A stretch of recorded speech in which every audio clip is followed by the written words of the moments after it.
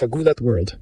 Isang WTA 500 tournament sa Europe, nasa sariling bakuran ng Austria, puno ng international stars. Pero ang pinag-usapan, hindi ang defending champion, hindi rin ang top seeds, kundi isang Pinay na 20 anyos pa lang. Oo, ginulat ni Alexandra Ayla ang buong Austria matapos lumabas ang official promotional poster ng Upper Austria Ladies Linz Open 2026. At nang makita ito ng tennis fans sa buong mundo, isa ang napansin nila. Si Alex ang pinakamalaki at pinakasentro sa poster. Isipin ninyo ang eksena. Sa isang prestihiyosong WTA 500 event sa lungsod ng Linz, inaasahan ng marami na ang magiging mukha ng tournament ay ang mga kilalang European stars. Nandiyan ang mga big names sa draw, kabilang ang defending champion at mga top seeds ng tour. Pero nang ilabas ng organizers ang official main draw advertisement, may isang detalye ang agad na nag-viral sa social media. Sa gitna ng poster, pinakamalaki at pinaka-prominent ang larawan ng isang Filipina tennis star, si Alexandra Ayala. Para sa maraming tennis fans,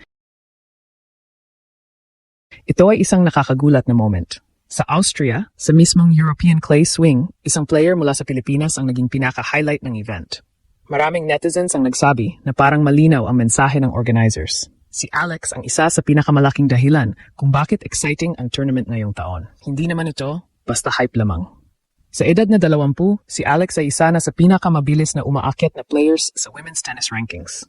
Bilang left-handed aggressive baseliner na galing sa training system ng Rafa Nadal Academy, kilala siya sa kanyang malalakas na ground strokes, matitinding angles, at mental toughness sa malalaking laban. Sa nakaraang season, nagkaroon siya ng solid performances sa international tournaments na nagbigay sa kanya ng malaking exposure sa global tennis stage. Kaya nang dumating siya sa Linz para sa kanyang debut sa tournament, dala niya hindi lamang ang kanyang ranking at talento, kundi pati ang excitement ng fans mula sa iba't ibang bansa.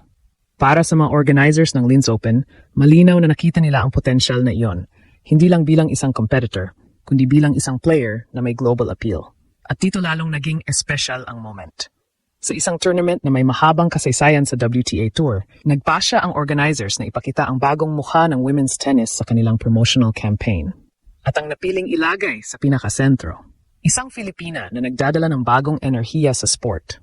Para sa mga Pilipino sa buong mundo, ang simpleng poster na iyon ay naging simbolo ng mas malaking bagay. Ipinakita nito na kahit sa isang sport na matagal ng dominado ng Europe at Amerika, may isang atleta mula sa Pilipinas na kayang maging main attraction sa international stage.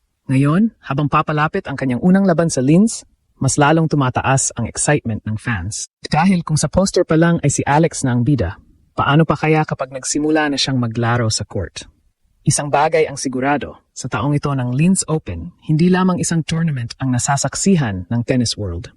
Isa rin itong moment kung saan isang Pinay ang naging sentro ng atensyon ng buong event. At iyon ang dahilan kung bakit buong Austria at buong Pilipinas ay sabay nag-ingay sa pangalan ni Alex. Buong Austria nag-ingay. Pero hindi dahil sa kanilang hometown hero, kundi dahil kay Alex.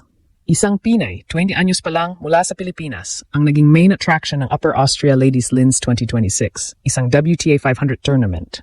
Kinulat niya ang buong mundo nang lumabas ang official main draw poster. Tingnan niyo to. Sa gitna, pinakamalaki, pinakakitang-kita, si Alex.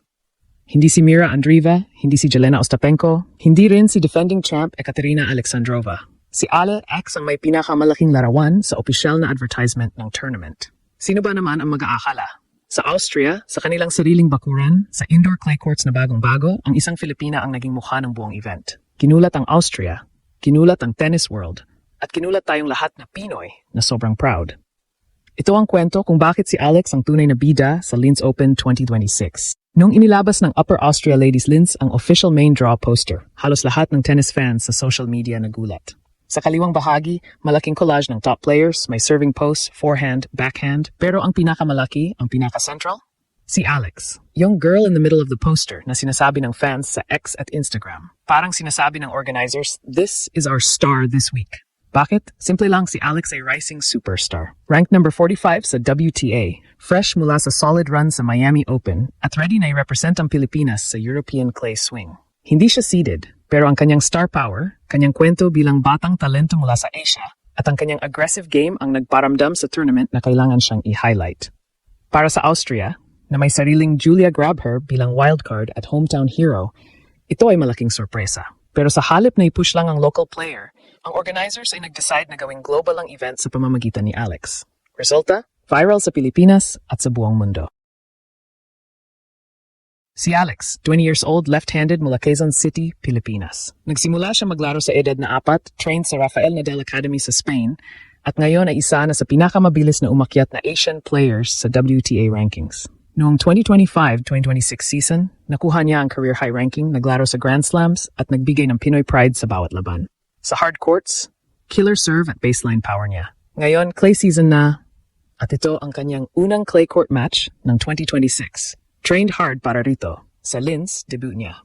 Pero hindi basta debut, siya ang naging mukha ng tournament. Sa poster pa lang, ramdam na ang star treatment. Fans sa Pilipinas at abroad, siya pala ang main attraction. Kahit sa Austria na puno ng European stars, si Alex ang naging pinaka-eye-catching. Round of 32, Tuesday, April 7th, around 5 p.m. Philippine time sa Design Center, Linz. Kalaban, Julia Graber, 29 anyos Austrian, WTA number 87, wildcard entry, clay court specialist at hometown favorite. Crowd ay magiging maingay para sa kanya. Pero si Alex, higher ranked number 45, mas fresh ang form at may better overall record. Head-to-head, 0-0, first meeting. Si Alex ang favorite sa betting odds at predictions, 60-70% win chance. Bakit? Dahil sa kanyang mental toughness, big serve at aggressive play na pwedeng i-dominate ang indoor clay. Grabber naman ay struggling sa 2026 season 3-8 record. Kung manalo si Alex, next ay posibleng number 4 seed Jelena Ostapenko, former Grand Slam champion. Tough path, pero ito ang simula ng kanyang clay swing. Linz, Stuttgart, Madrid, French Open Prep. Tournament context. WTA 500, $1.2 prize, indoor clay, first time nila ito. Top seeds tulad ni Mira Andreeva, Ekaterina Alexandrova, at Ostapenko. Pero sa official ads at poster, si Alex ang pinakamalaki, hindi lang poster. Social media exploding. GMA, ABS-CBN, Fast Break, Diane Castillejo, lahat nag-post tungkol sa draw at poster. X-posts. Bida sa Austria si Alex ginulat ang Austria. Pinakamalaking larawan sa main draw ad, Pinay Pride. Para sa Pilipinas, ito ay higit pa sa tennis. Ito ay simbolo na kahit maliit na bansa tayo sa tennis map, may kakayahan tayong maging main attraction sa Europe. Si Alex ay nagdadala ng bagong wave ng Pinoy tennis, inspired ng nakaraang heroes, pero kanya-kanyang level na. Ang organizers ng Linz ay nagpakita ng vision, hindi lang local, kundi global appeal. Sa pamamagitan ni Alex, nakuha nila ang atensyon ng buong Asia at Pinoy diaspora. Resulta? Sold-out vibes, viral posts, at dagdag na ingay sa tournament. Even the tournament director at WTTA posts implicitly highlight her journey. Alexandra Ayala, ikaw ang naging mukha ng Upper Austria Ladies Linz 2026. Ginulat mo ang Austria, ginulat mo ang mundo, at ginulat mo kaming lahat sa sobrang ganda ng achievement na to. Kahit anong mangyari sa laban-laban kay Julia Grabher, ikaw na ang panalo sa aming puso. Labanan mo yan, Alex. Ipamalas mo ang Pinoy fighting spirit. Mula sa Pilipinas hanggang Austria. Tayo ay nandito para sa iyo. Go Alex, Laban Pilipinas. This is not just a poster, this is history. This is Pinoy pride at its finest.